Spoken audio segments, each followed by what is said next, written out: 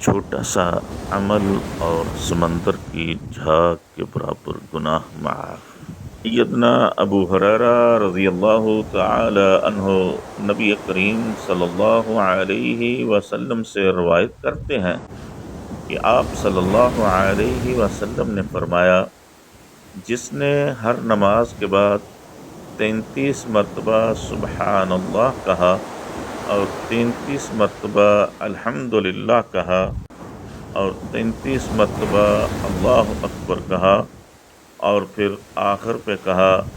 لا الہ الا اللہ وحدہ لا شریک لہ لہ الملک ولہ الحمد وہو علی کل شیء قدیر، اللہ تعالیٰ اس کے گناہوں کو معاف فرما دیں گے، چاہے کہ وہ سمندر کی جھاگ کے برابر ہی کیوں نہ ہوں۔